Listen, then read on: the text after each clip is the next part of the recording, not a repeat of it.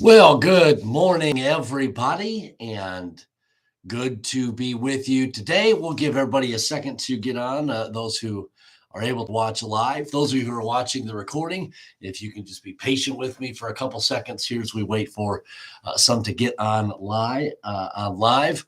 And man, it was we had a great day yesterday, great night in church and had a good group of young people. Always exciting to see them. Then we had a good group of adults out as well to worship the Lord, and just always good to see our church family. And hopefully, you were able to watch. Hey, let's do something a little bit different today. If you were able to be in church last night, let's do this. Comment the name of your church that you attend, and if you want to share city, state, that would be cool as well, just to kind of see where everybody's kind of watching from and the churches that they attend. It'd be neat to see. And that way we can pray for other ministries that may be involved here of people that are watching. And so, hey, want to encourage you along those lines. Comment the church that you attend, and then the location, city, state as well. Excited about that. Excited to see different churches represented here, if there are any. Okay, I know we got a few more than our church family. All right, here we go. Let's look on here. We're in Proverbs 14. Proverbs 14. Join me in verse number 16. Okay, Proverbs 14 and verse number 16. The Bible says, a wise man feareth and departeth from evil, but the fool rageth and is confident. This is such a great verse. You think about your life, just really the life we live, and the temptation that we struggle with and deal with. Think about that now as we read this verse once again. Think about our temptation. Think about our the sin maybe that we struggle with as we read this verse. Consider it now.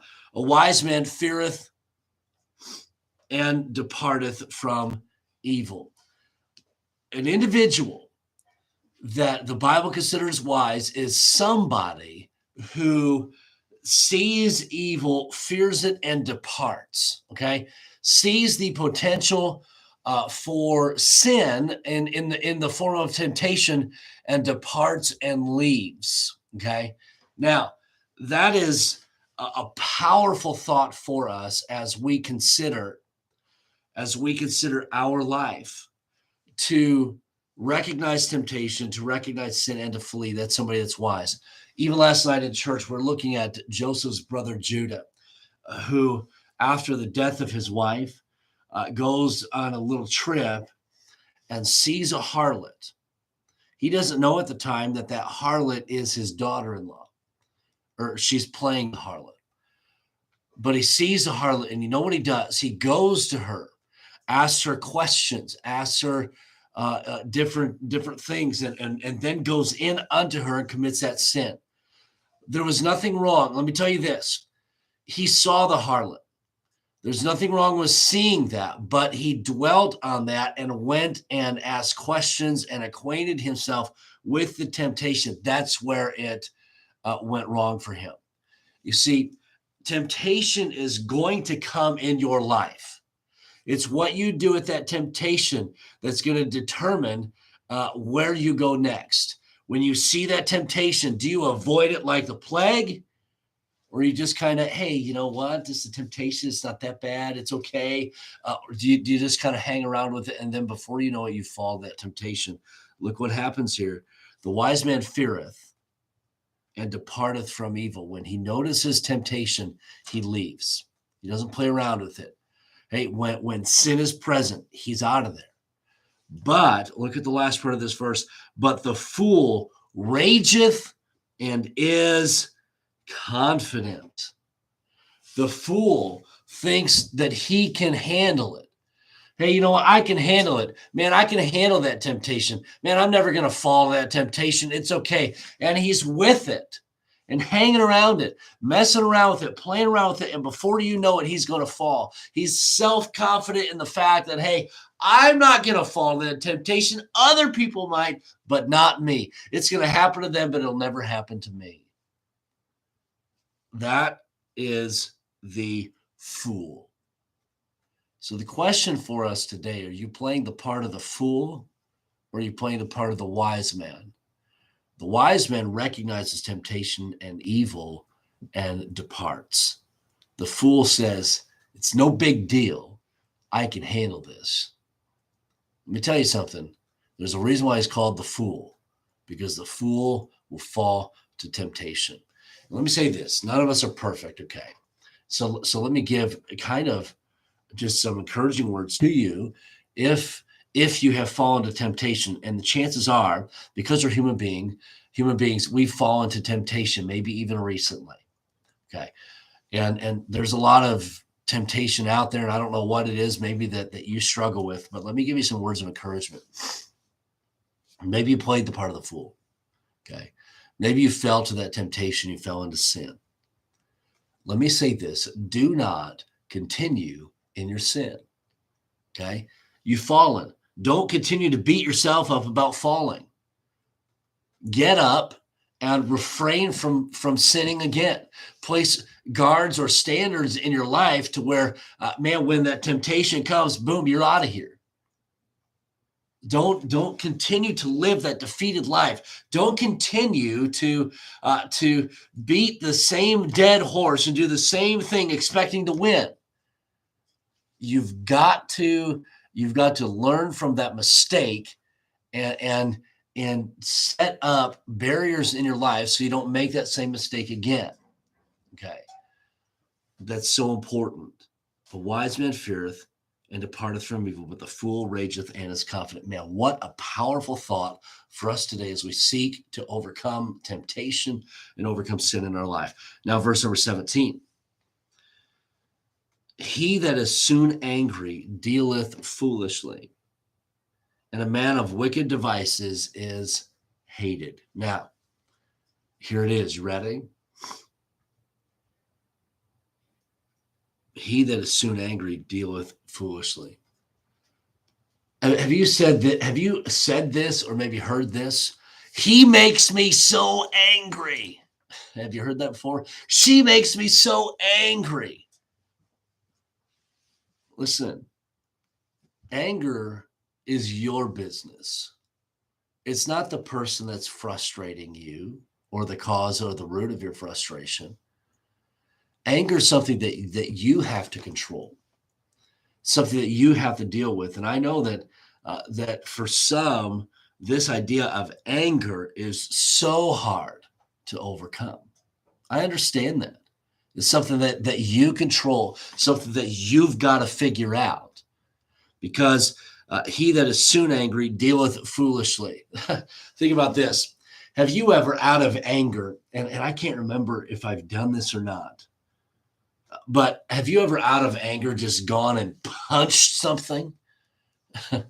I know of some people, and maybe you see it on television, you see it from time to time, that people out of anger go and punch a wall, and they end up breaking bones in their hand because of their anger.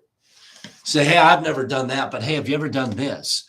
Have you ever out of anger responded verbally to a situation and only made it worse? I know I've done that. Anger does not make things better. Often it makes it worse. And here it says, he that is soon angry, he that cannot and does not control his anger. He's quick to respond in anger. He deals foolishly. And so not only as we talked about, must we avoid temptation, depart from evil, but man, we've got to control that anger. I know sometimes it's easy to respond in anger, or sometimes it's easier to do that, but that doesn't mean it's right. It doesn't mean that's what we should be doing. It says at the last part, and a man of wicked devices is hated. Listen, what kind of life are you living? Are you living a life according to this wonderful book, the Word of God? Or are you doing your own thing? Let's not be doing our own thing.